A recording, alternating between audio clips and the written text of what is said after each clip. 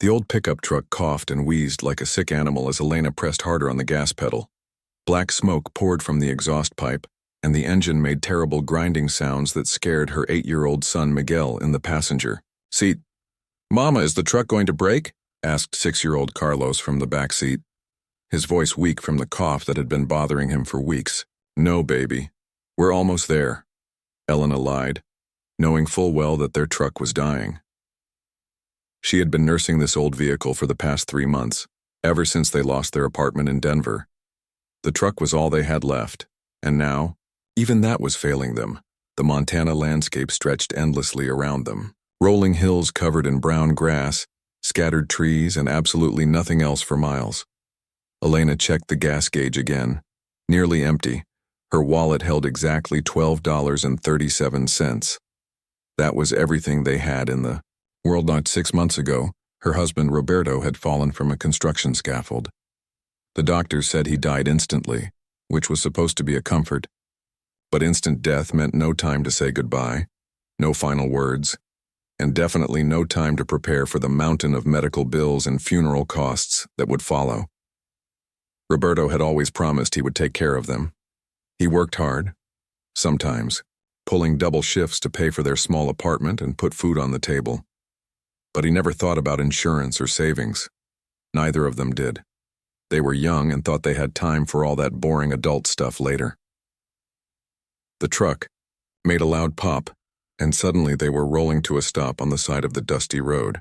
Elena turned the key. Nothing. She tried again. Still nothing. "Are we here?" Miguel asked, looking around at the empty road. Elena's hands shook as she gripped the steering wheel. She wanted to cry, but she couldn't let her boys see her break down. She had to be strong. She was all they had now. Through the dirty windshield, she could see a wooden sign about a quarter-mile ahead. Even from this distance, she could make out the words Blackwood Ranch. This was it. This was the place the waitress in the last town had told her about. "Okay, boys, we need to walk a little bit," Elena said, trying to sound cheerful. She gathered their few belongings into 2 plastic bags. Everything they owned fit into those bags now. A few changes of clothes, Carlos's inhaler, Miguel's favorite book about dinosaurs, and a photograph of Roberto holding the boys when they were babies. The walk to the ranch felt like forever. Carlos started coughing again, the dry hack that worried Elena more each day. Miguel carried one of the bags without complaining, even though Elena could see he was tired. Her brave little man was trying so hard to be strong for her. The ranch was bigger than Elena had imagined. Huge fields stretched in every direction, filled with hundreds of cattle. The fence posts looked new and expensive. Everything was clean and well-maintained. This was clearly the home of a very wealthy man. As they got closer to the main house, Elena's stomach twisted with nervousness. The waitress back in town had been very clear about Jacob Blackwood. He was massive, probably the biggest man in 3 counties. He lived alone and didn't talk to people much. Some folks said he was mean. Others said he was just sad, but everyone agreed he was rich and powerful. "Rich men don't get rich by being generous," the waitress had warned. "But if you're really desperate, he might listen. Just be careful what you promise him." The house was enormous.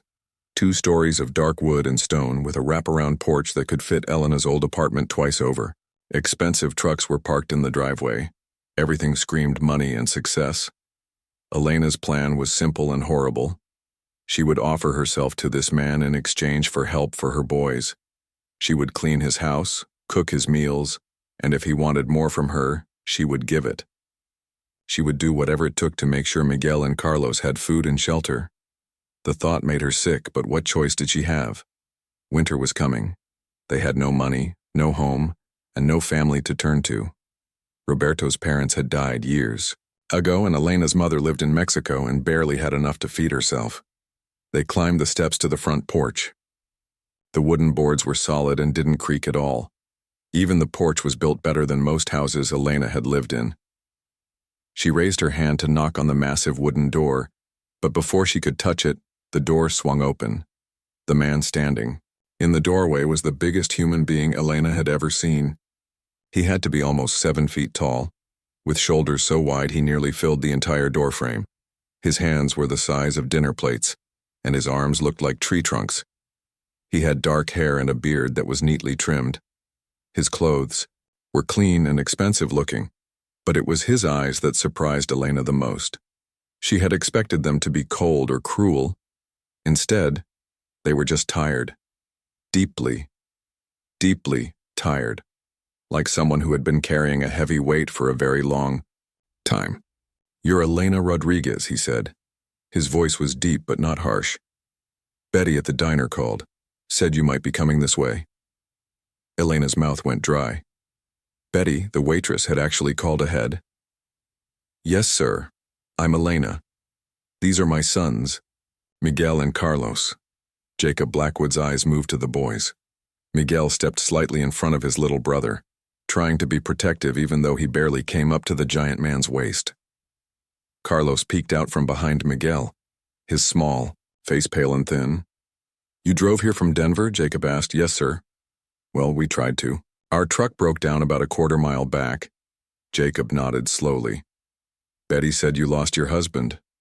Elena's throat tightened. "Construction accident. 6 months ago. I'm sorry for your loss." The simple kindness in his voice almost broke. Elena's carefully maintained composure. She had expected him to be rough or demanding.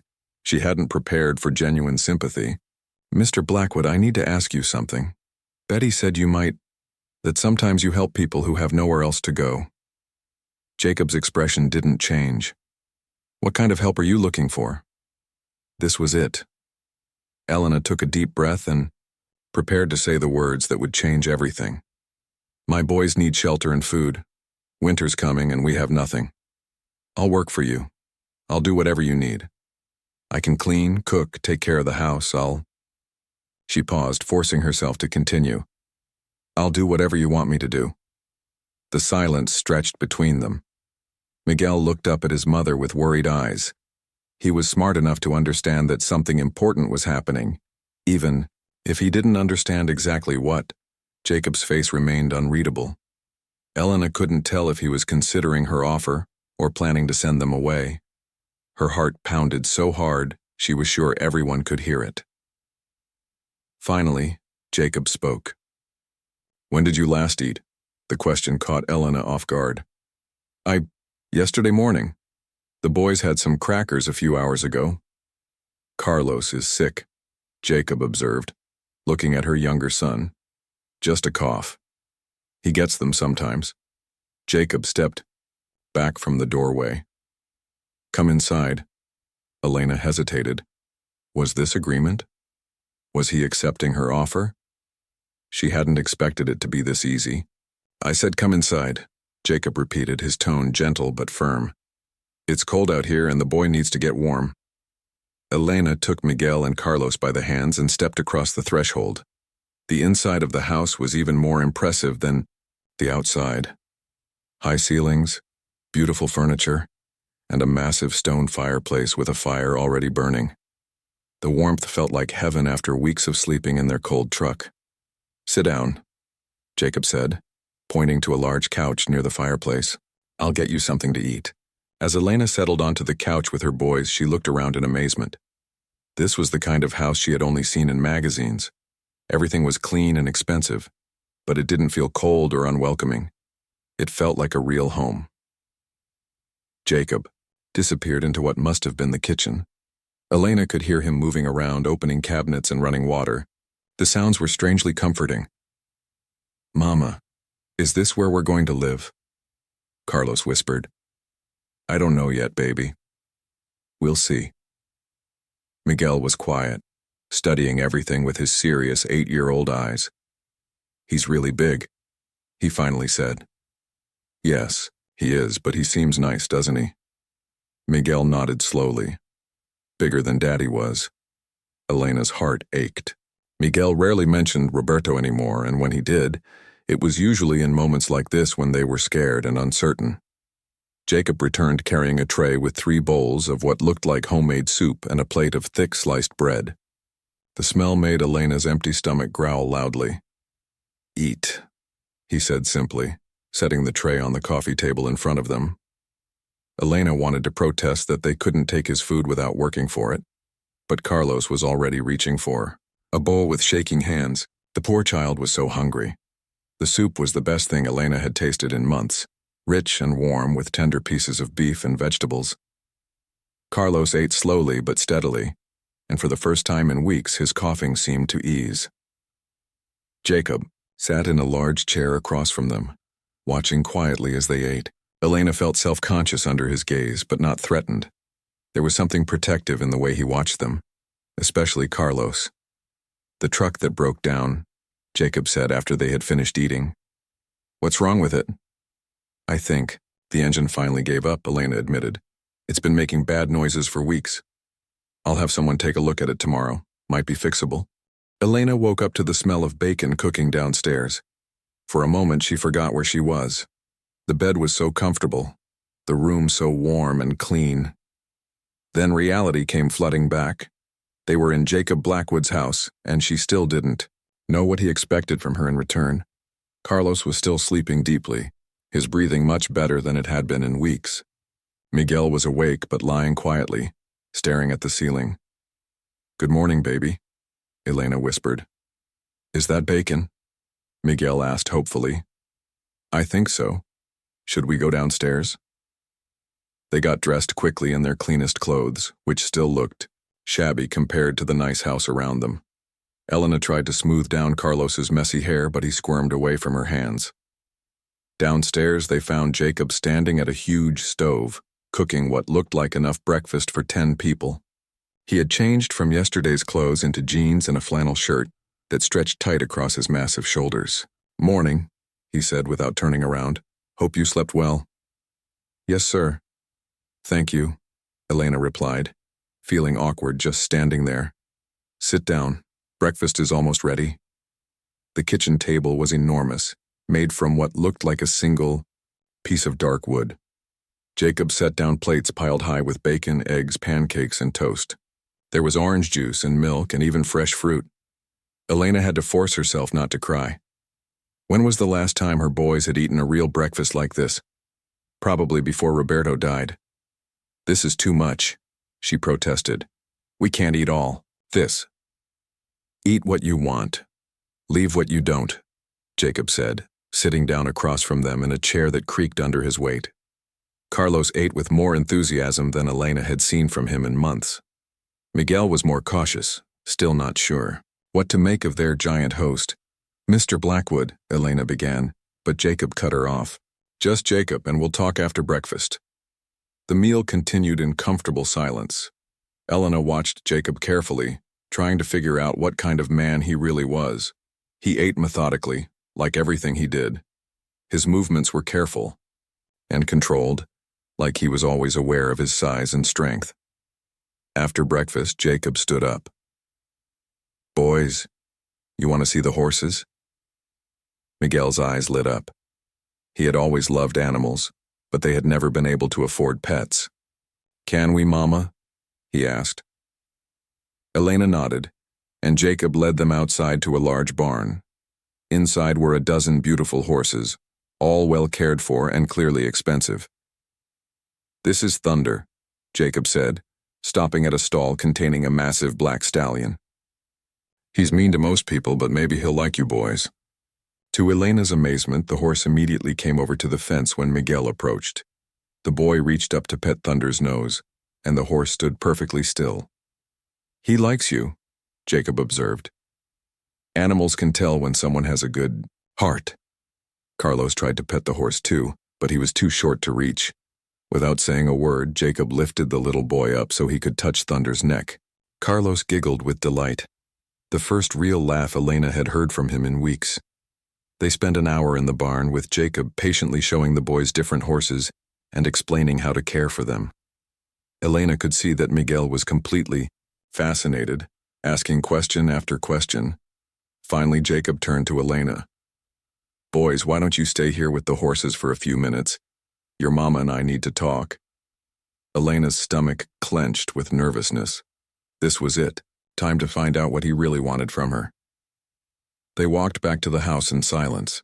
In the kitchen, Jacob poured 2 cups of coffee and sat down at the table. Elena sat across from him, her hands shaking slightly. You said yesterday you'd do whatever I wanted, Jacob began. Elena forced herself to meet his eyes. Yes. What did you think I wanted? The question surprised her. I thought you might want me to clean your house, cook your meals, take care of things. What else? Elena felt her face get hot. I thought you might want other things, personal things. Jacob studied her face for a long moment. You were willing to do that? Sleep with a stranger to keep your boys safe? Elena's voice was barely a whisper. If that's what it took. And if I had said yes? If I had told you that was the price? Then I would have done it. Jacob leaned back in his chair, which groaned under his weight. You're a good mother, Elena, but I'm not the kind of man who takes advantage of desperate women. Relief flooded through Elena's body, followed immediately by confusion. Then what do you want from me? I want you to work for me. Real work, with real pay. I need someone to manage this house, keep the books for the ranch, cook meals. It's a big job, but I think you can handle it. Elena stared at him. That's all? That's all? But why? You don't even know me. Why would you help us? Jacob was quiet for a long time, staring into his coffee cup. When he finally spoke, his voice was softer than before. 15 years ago, I was married. My wife Annie was pregnant with our first child. We were so excited, making plans, buying baby clothes, everything was perfect. Elena waited, sensing that this was not a story Jacob told often. One night, Annie went into labor early. I was driving her to the hospital when it started raining. The roads were slick and I was going too fast because I was scared. We hit a patch of ice and went off the road. Jacob's hands tightened around his coffee cup. Annie died in that crash. So did our daughter. The doctors said if I had gotten there just 10 minutes sooner, they both might have lived. Elena felt tears sting her eyes. Jacob, I'm so sorry. I built this ranch after that. Threw myself into work, made money, bought more land. I told myself I was building something important, but really I was just trying to forget. For 15 years I've lived alone in this big house, avoiding people, avoiding feelings. He looked up at Elena then, and she could see the pain in his dark eyes. Yesterday, when I saw you standing on my porch with your boys, willing to do anything, to protect them, it reminded me what real love looks like, what family means. I'd forgotten. Elena didn't know what to say. This wasn't the conversation she had expected to have. I'm not asking for anything from you except honest work, Jacob continued. You'll have your own room. The boys will have theirs. I'll pay you a fair wage, enough to save money and get back on your feet eventually if you want to leave. And if I don't want to leave, Jacob met her eyes. Then you'll always have a home here. Elena felt overwhelmed. This is too generous. There has to be something you're not telling me. Jacob smiled, for the first time since she had met him. It completely changed his face, making him look younger and less intimidating. You're suspicious, that's smart. Men have probably let you down before. My husband didn't mean to let us down, but yes, other men. Yes. I can't promise I'm perfect, Elena. I've been alone for a long time and I'm probably set in my ways. But I can promise I'll treat you and your boys with respect, and I'll never ask for anything you're not willing to give. Elena looked out the window at her sons, who were still in the barn with the horses. Miguel was trying to show Carlos how to brush one of the gentler mares. What about them? Miguel is smart, but he's been out of school for months. Carlos needs to see a doctor about his cough. There's a good school in town. I'll drive them every morning and pick them up every afternoon until you're comfortable doing it yourself. And yes, Carlos needs to see Dr. Peterson. I'll call and make an appointment today. Elena felt like she was dreaming. Why are you doing this? Really? Jacob was quiet for a moment. Maybe because I see something in your boys that reminds me of myself at that age. Miguel has that look of a kid who's had to grow up too fast, and Carlos, he's so small and sick, but he's trying to be brave for his mama. He paused, looking out at the boys again. Or maybe it's because this house has been empty for too long. Maybe we all need each other more than we want to admit. Elena wiped tears from her eyes. I don't know what to say. Say you'll stay. At least through the winter. Give Carlos time to get healthy. Give Miguel time to catch up in school. Give yourself time to figure out what you want to do next. Elena thought about their broken-down truck, their empty bank account, the long winter ahead. Then she thought about her boys laughing with the horses, eating real food, sleeping in warm beds. Okay, she said quietly. We'll stay. Jacob nodded. Good.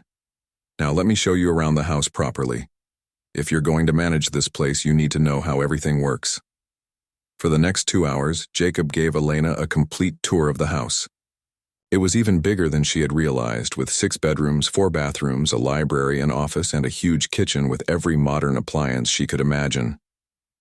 The house has been empty except for me for years, Jacob explained. I've been living like a bachelor, eating simple food, letting dust pile up in rooms I never use. It needs a woman's touch. In the office, Jacob showed Elena the ranch's books. The numbers were staggering. Jacob Blackwood wasn't just wealthy, he was incredibly successful. His cattle operation alone was worth millions. I'm not good with the paperwork side of things, Jacob admitted. I can run cattle and fix fences, but keeping track of expenses and taxes, that's not my strength. Elena had always been good with numbers. Before Carlos was born, she had worked as a bookkeeper for a small company. I could help with this. That's what I was hoping. As the day went on, Elena found herself relaxing around Jacob. He was nothing like she had expected. Yes, he was enormous and intimidating too.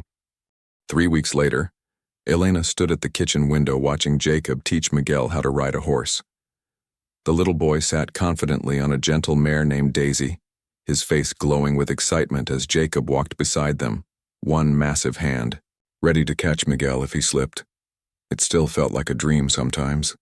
Every morning, Elena woke up in a comfortable bed, made breakfast in a kitchen that had everything she needed, and watched her boys grow stronger and happier by the day. Carlos had seen Dr. Peterson twice now, and the old doctor said the boys' lungs were clearing up nicely. Good food, warm shelter, and less stress were working better than any medicine. Carlos still coughed sometimes, but the scary wheezing sounds were gone. Miguel had started school in town and was already catching up with his class. Jacob drove him every morning and picked him up every afternoon, just like he had promised. The other kids were fascinated by Miguel's giant chauffeur, and Elena suspected her son was enjoying the attention. The work Jacob had given Elena was real and challenging, but satisfying. She managed the household budget, organized his office, and handled correspondence with buyers and suppliers. The ranch's books had been a mess before she arrived, but Elena was slowly bringing order to the chaos. Jacob paid her exactly what he had promised, depositing money into a new bank account he had helped her open. For the first time since Roberto died, Elena had money in the bank and the security of steady income. But it was the little things that surprised her most about Jacob. The way he always made sure Carlos had his inhaler nearby when they went outside. How he pretended not to notice when Miguel snuck extra cookies from the jar. The gentle way he corrected the boys when they forgot their manners, never raising his voice or making them feel bad. Yesterday she had found him sitting on the floor of the living room, helping Carlos with a jigsaw puzzle. This enormous man who could probably lift a car over his head, patiently searching for corner pieces and celebrating when Carlos found the right spot for a difficult piece. Mama, did you see me? Miguel called from the corral, breaking Elena from her thoughts. I'm riding all by myself. Elena stepped onto the back porch and waved. I saw. You look like a real cowboy. Jacob looked over at her and smiled. That smile still surprised her every time. It completely transformed his face, making him look younger and less intimidating. Elena found herself looking forward to those smiles more than she cared to admit. After the riding lesson, Jacob and Miguel came into the house covered in dust but grinning. Carlos was at the kitchen table doing homework, his tongue poking out in concentration as he worked on math problems. How did school go today, Carlos? Jacob asked. ruffling the boy's hair with one gentle hand. Good. Miss Peterson said I'm getting really good at reading. And Tommy Peterson wants to come over and see the horses sometime. Elena looked up from the stew she was making for dinner. Tommy Peterson? Is that Dr. Peterson's grandson? Yeah. He's in my class. Can he come over, Mama? Please. Elena glanced at Jacob, unsure. This was his house after all. What do you think, Jacob? Of course he can come over. Any friend of Carlos's is welcome here. The easy way Jacob included himself in decisions about her boys still caught Elena off guard sometimes. He never overstepped or tried to replace their father, but he had naturally taken on a protective role that her sons clearly appreciated. I'll call Dr. Peterson and arrange it, Jacob continued. Maybe Tommy can come for dinner Saturday night. After dinner, while Elena was cleaning up the kitchen, Jacob appeared with a stack of papers in his hands. I've been thinking, he said, setting the papers on the counter. Winter's coming and the boys will need heavier coats and boots. I made a list of things they'll need. Elena dried her hands on a dish towel and looked at the list. It was extensive and expensive. Jacob, this is too much. You've already bought them school clothes and supplies. Elena, look outside. She walked to the window. The sky was gray and heavy with the promise of snow. The wind was picking up, bending the trees and sending leaves skittering across the yard. Winter in Montana isn't like winter in Denver, Jacob said quietly. It gets cold here, really cold. And if we get snowed in, it could be weeks before we can get to town. Elena shivered, remembering how cold they had been sleeping in their truck. Snowed in? The road to the ranch can become impassable when the snow gets deep. Last winter I was stuck here for almost a month. That's why I keep so much food and supplies on hand. Elena looked at the list again. Heavy winter coats, snow boots, warm hats and gloves, thermal underwear. All things her boys needed, but she couldn't afford. I have some money saved now, she said, from what you've been paying me. I can buy some of these things. Jacob shook his head. Save your money, Elena. You're going to need it someday for things that are more important than winter coats. Like what? Like college funds for the boys. Like your own place someday, if that's what you want. Elena felt that familiar tug of confusion. Why do you care about our future so much? Jacob was quiet for a moment, looking out the window at the darkening sky. Maybe because I never had a future to plan for after Annie died. Everything stopped for me that night. But watching you with your boys, seeing how hard you work to give them a good life, it reminds me that life goes on, that there are still things worth planning for. That night after the boys were in bed, Elena found Jacob in his office working on ranch paperwork. She knocked on the open door. Come in, he said, looking up from a pile of invoices. I wanted to talk to you about something. Jacob set down his pen and gave her his full attention. What's on your mind? Elena sat down in the chair across from his desk. I've been here 3 weeks now and I keep waiting for you to ask for something more. What do you mean? I mean I'm living in your house, eating your food, you're buying clothes for my children. Most men would expect something in return by now. Jacob's expression grew serious. What kind of something? Elena felt her face get warm. You know what I mean. I want you to say it. They would expect me to sleep with them, to be their girlfriend or mistress or whatever you want to call it. Jacob leaned back in his chair, studying her face. Is that what you think I want? I don't know what you want. That's the problem. Jacob stood up and walked around the desk, but instead of moving toward Elena, he walked to the window. With his back to her, he said, What I want and what I expect are two different things. Elena's heart skipped a beat. What does that mean? Jacob turned around, and Elena was surprised to see something vulnerable in his expression. It means that yes, I find you attractive. It means that sometimes, when I watch you with your boys or see you smiling at something Carlos said, I remember what it felt like to want to share my life with someone. Elena's breath caught in her throat. But, Jacob continued, wanting something and taking it are two different things. You came here desperate and afraid. You offered yourself to me because you thought it was the only way to save your children. Taking advantage of that would make me no better than any other man who's ever hurt you." Elena stood up slowly. "And if I wasn't desperate? If I was here by choice?" Jacob's eyes met hers. "Are you here by choice now?" The question hung in the air between them. Elena realized she didn't know the answer. 3 weeks ago, she had been desperate. But now she had money in the bank and skills that could get her a job elsewhere. She could leave if she wanted to, so why didn't she want to leave? "I think so," she said quietly. "You think so?" "I'm not sure how to tell the difference anymore. Between gratitude and other feelings." Jacob nodded slowly. "That's honest. And that's exactly why I'll never push you for more than you're ready to give. When you're sure, if you're ever sure, you'll let me know." The conversation was interrupted by the sound of Carlos coughing upstairs. Both Elena and Jacob immediately headed for the stairs, but Carlos's coughing fit passed quickly. They found him sitting up in bed, rubbing his eyes. "I'm okay," he said sleepily. "Just a little cough." Elena sat on the edge of his bed and felt his forehead. "No fever. Do you need some water?"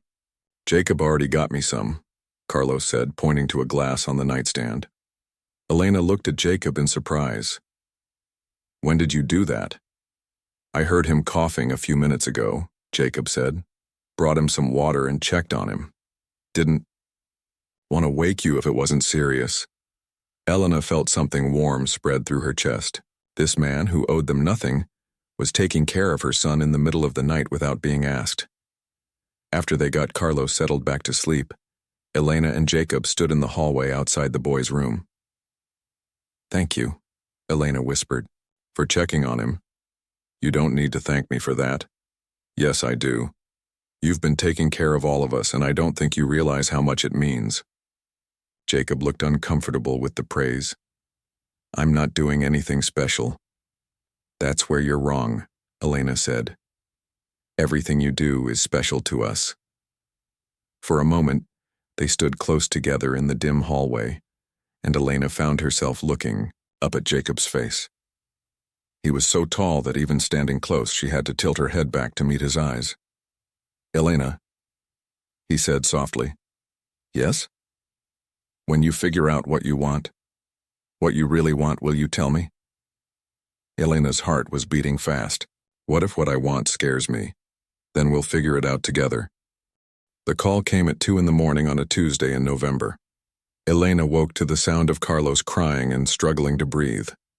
When she rushed to his room, she found him sitting up in bed, his face pale and his lips tinged with blue. "Mama, I can't breathe," he wheezed, panic making his voice high and thin. Elena's training as a mother kicked in immediately. She grabbed Carlos's inhaler from the nightstand, but when he tried to use it, nothing seemed to help. His breathing was getting worse, not better. "Jacob," she called out, her voice sharp with fear.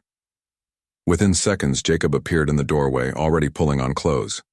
He took one look at Carlos and scooped the boy into his arms.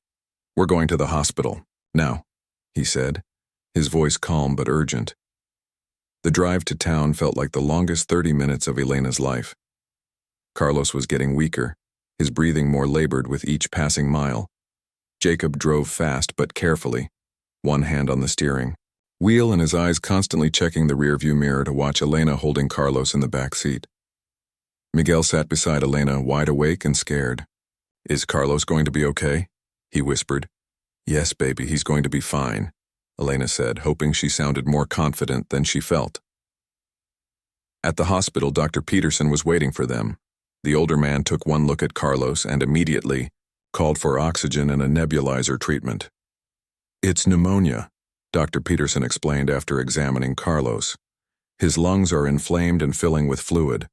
We need to admit him and start him on strong antibiotics right away." Elena felt her knees go weak. "But he was getting better. He hasn't been coughing as much and he seems stronger." "Sometimes these things come on suddenly," the doctor said gently. "The good news is we caught it early. With treatment, he should recover completely." The next few hours were a blur of machines and medical procedures. Carlos was moved to a small room in the children's ward, connected to an IV and a machine that helped him breathe.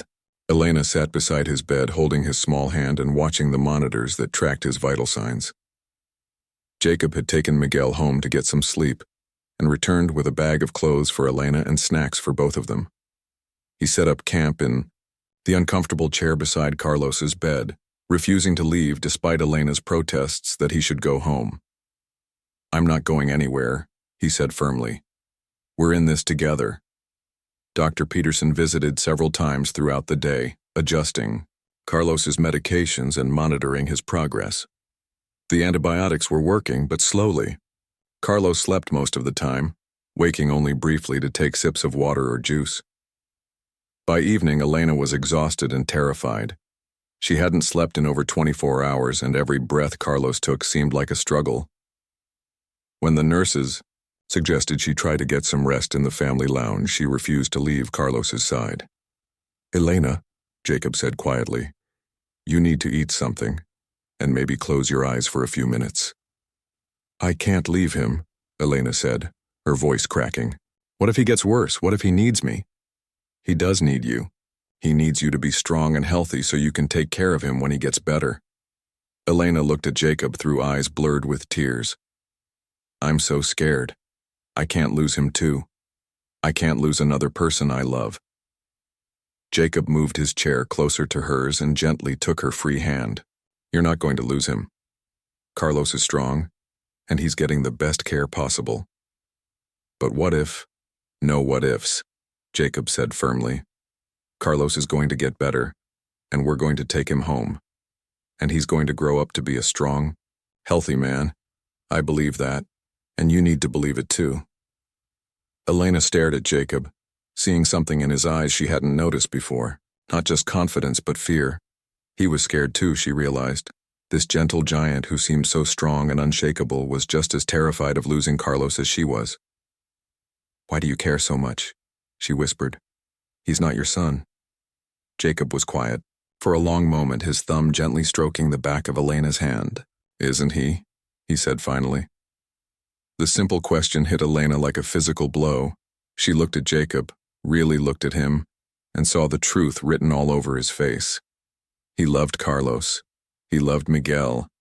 He loved them both as if they were his own children. And Elena realized with a start that her boys loved him back the same way. "Jacob," she began, but he shook his head. "We don't have to talk about it now. Let's just focus on Carlos getting better."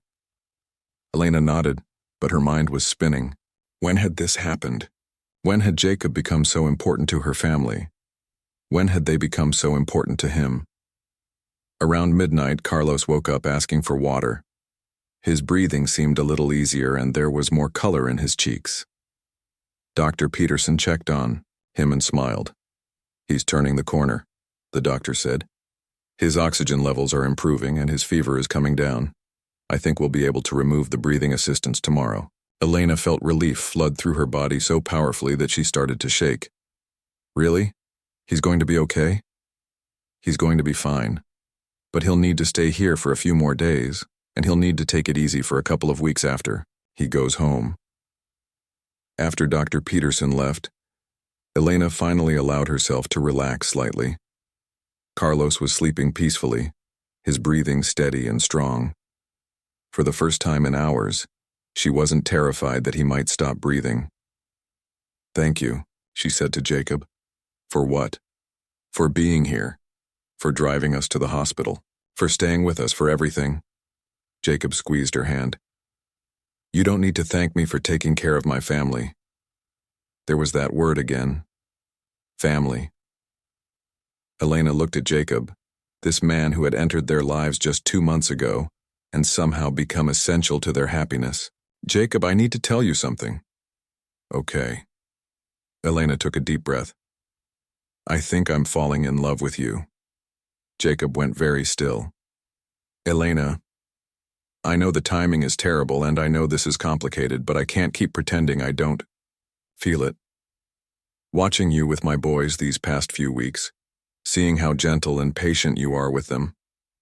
And tonight, seeing how scared you were for Carlos. I realized that what I feel for you isn't just gratitude anymore. Jacob was quiet, for a long time staring at their joined hands. When he finally spoke, his voice was thick with emotion. I fell in love with you the first week you were at the ranch, he admitted. Maybe even the first day when I watched you willing to sacrifice everything for your boys. But I was terrified to tell you because I didn't want you to feel pressured or obligated. Elena felt tears start to flow again, but these were different tears. Happy tears. So what do we do now?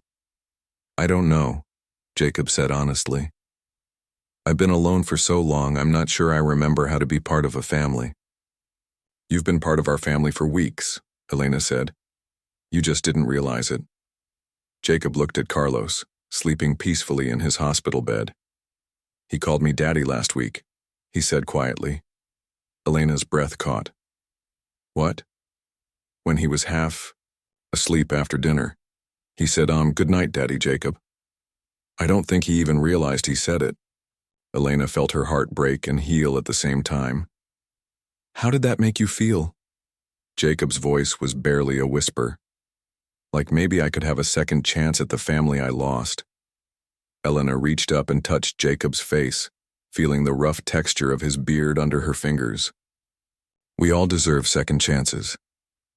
Jacob leaned into her touch, closing his eyes. Elena, if we do this, if we try to build something real together, I need you to know that I'm all in. No halfway measures, no keeping one foot out the door. If you become my wife, Carlos and Miguel become my sons. Forever. Wife. The word sent a thrill of excitement and terror through Elena's body. Is that what you want? Marriage? Eventually, yes. I want to adopt the boys legally, give them my name if they want it. I want to make sure they're always taken care of, no matter what happens to me. Elena looked at this man who was offering her everything she had ever dreamed of but never dared to hope for. Security, love, a father for her boys, a partner for herself. What if it doesn't work out? She asked, voicing her deepest fear. What if we try and fail? Jacob opened his eyes and looked directly at her. Then we'll fail together. But Elena, I don't think we're going to fail. I think we're going to be happy. Elena believed him. Looking into his eyes, seeing the love and determination there, she believed they could make this work. Okay, she said quietly. Okay. Okay, let's try. Let's see if we can build a real family together. Jacob's smile was brighter than any Elena had ever seen.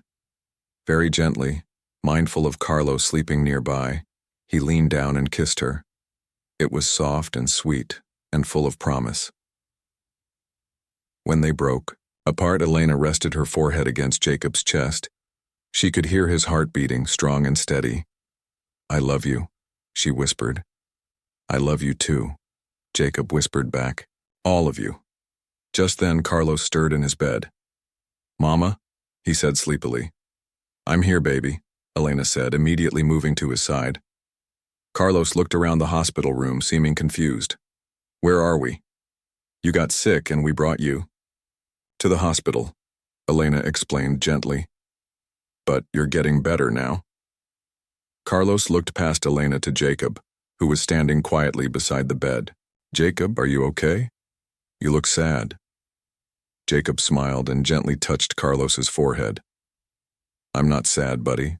I'm happy because you're feeling better. Are you going to stay here with us? As long as you want me to. Carlos nodded seriously. Good. I don't like it when you're not around. 6 months later, Elena stood in front of the mirror in her bedroom, adjusting the simple white dress she had chosen for her wedding day. It wasn't fancy or expensive, but it was beautiful, and it was hers. Through the window, she could see guests arriving at the ranch, neighbors from town, Dr. Peterson and his family, even Betty from the diner where this whole journey had started. Carlos burst through the door, his cheeks pink with excitement and health. The little boy who had been so sick and fragile now looked like any other energetic 7-year-old. Mama, Miguel says it's almost time, Carlos announced, bouncing on his toes. Are you ready to marry Jacob? Elena smiled and knelt down to adjust Carlos's bow tie. I'm very ready. Are you ready to have Jacob as your stepdad officially? He's already my dad, Carlos said matter-of-factly. The wedding just makes it more official, right? Elena's heart swelled. Carlos was right. Over the past months, Jacob had become their father in every way that mattered.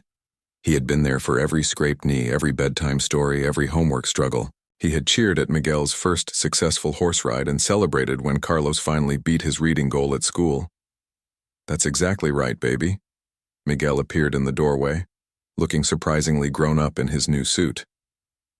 At 9 years old, he was taking his role as man of the house very seriously today. Mom, Jacob wants to know if you're ready. The preacher is here and everyone's waiting outside. Elena took one last look in the mirror.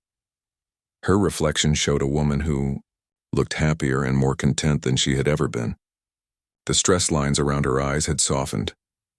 Her smile came easily now. This was what love looked like on her. I'm ready, she said. The boys flanked her as they walked downstairs and through the house toward the back porch, where Jacob had set up an altar overlooking the fields. Elena had insisted on a simple ceremony at the ranch rather than in town. This was where their family had been born, and this was where they wanted to make it official. Jacob was waiting at the altar, and Elena's breath caught when she saw him. He was wearing a dark suit that emphasized his impressive size, but his expression was gentle and full of love. When their eyes met, he smiled that transformative smile that still made her heart skip. Beside Jacob stood his best man, Dr. Peterson, who had become a good friend over the past months. The doctor had seen their family through Carlos's illness and recovery, and Jacob had asked him to stand up at their wedding. Elena walked slowly toward the altar, savoring every step. This wasn't just a walk down the aisle, it was the final step, in a journey that had taken her from desperation to hope to love. When she reached Jacob, he took her hands in his massive ones. You look beautiful, he whispered. Thank you, she whispered back. I love you. The ceremony was simple but heartfelt. Preacher Williams, a kind man from town, spoke about love, commitment, and the importance of family. But the most meaningful part came when Jacob knelt down to Carlos and Miguel's level. Boys, Jacob said, his voice carrying across the quiet gathering. I'm not just marrying your mother today. I'm promising to be your dad, to take care of you and love you for the rest of my life. Is that okay with you? Miguel stepped forward, looking serious beyond his years. We've been talking about it and we want you to adopt us. We want to have your last name and be a real family. Jacob's eyes filled with tears. I would be honored to adopt you both. Carlos, not to be outdone by his big brother, threw his arms around Jacob's neck. I love you, Daddy Jacob, he said loudly enough for everyone to hear. There wasn't a dry eye in the crowd as Jacob stood up, still holding Carlos, and reached out to pull Miguel into the embrace. Elena felt tears streaming down her own face as she watched her boys with the man who had become their hero. When Preacher Williams pronounced them husband and wife, Jacob's kiss was gentle and sweet and full of promise. As their guests cheered and clapped, Elena felt like her heart might burst with happiness. The reception was held right there on the ranch, with tables set up under string lights in the backyard. Elena had made most of the food herself, with help from several neighbor women who had insisted on contributing dishes. It wasn't fancy, but it was perfect. Elena moved through the party, accepting congratulations and well wishes, but her eyes kept finding Jacob. He was across the yard, teaching a group of children how to properly pet one of the horses. Carlos and Miguel were right beside him, proudly showing off their knowledge to the other kids. You look happy, said a familiar voice behind her. Elena turned to find Betty from the diner, holding a plate of cake and smiling warmly. I am happy, Elena said. Thank you for telling me about Jacob that day. If you hadn't, Betty waved away her thanks. Honey, I've known Jacob Blackwood for 20 years. I've watched him turn into a hermit after losing his first family. When you walked into my diner with those boys, desperate and scared, I knew you might be exactly what he needed. And he might be exactly what you needed, too. Elena looked across the yard again, where Jacob was now lifting Carlos onto his shoulders so the little boy could get a better view of the horses. I never imagined it would turn out like this. The best things in life usually come when we're not looking for them, Betty said wisely. As the evening wore on, the guests gradually drifted away, leaving just the immediate family. Elena and Jacob sat on the porch swing, watching Miguel and Carlos chase fireflies in the yard. The boys' laughter echoed across the fields, mixing with the gentle sounds of cattle and night birds. Mrs. Blackwood, Jacob said, testing out Elena's new name. Elena smiled. I like the sound of that. Me too. Jacob wrapped his arm around her, pulling her close. Are you happy, Elena? Really happy? Elena thought about the question seriously. 6 months ago, she had been sleeping in a broken-down truck with 2 sick, scared children. She had been desperate enough to offer herself to a stranger just to keep her boys alive. Now she was married to a man who loved her completely, living in a beautiful home with children who were healthy and thriving. I'm more than happy, she said finally. I'm content, I'm grateful, I'm home. Jacob kissed the top of her head. We all are. Carlos came running up to the porch, slightly out of breath from chasing bugs. Can Miguel and I sleep in the tent? Tonight? Please? It's special because it's your wedding day. Elena and Jacob had set up a small tent in the backyard earlier, thinking the boys might enjoy camping out under the stars. If you want to, Elena said. But you have to promise to actually sleep, not stay up all night talking. We promise, Carlos said, already running back to tell Miguel the good news. Later that night, after the boys were settled in their tent, with sleeping bags and flashlights, Elena and Jacob finally had some time alone. They walked through the house, turning off lights and cleaning up the last remnants of the reception. I have something for you, Jacob said when they reached their bedroom. Elena raised an eyebrow. Another something? Jacob, you've already given me so much. Jacob disappeared into the closet and came back with a small wrapped box. This is different. Elena opened the box carefully and gasped. Inside were 2 sets of adoption papers, already filled out and ready to be signed. One for Miguel, one for Carlos. I had my lawyer draw these up, Jacob explained. If you're ready, if the boys are ready, we can make this official. Elena stared at the papers, hardly believing what she was seeing. You want to adopt them? I want to give them my name, my protection, my everything.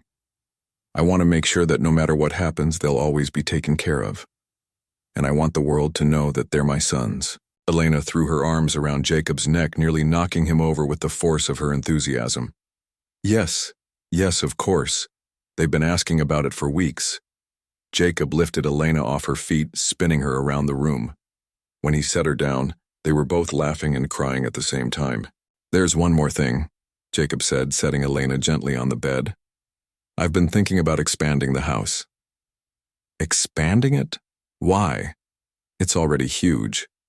Jacob sat beside her, taking her hands in his. I was thinking we might need more bedrooms. Someday. For when our family gets bigger. Elena's heart stopped. Bigger? Only if you want it to be. I know you already have 2 wonderful boys, and if that's enough for you, it's enough for me. But if you ever wanted to have more children... Elena stared at Jacob, hardly daring to believe what he was suggesting. You want to have a baby with me?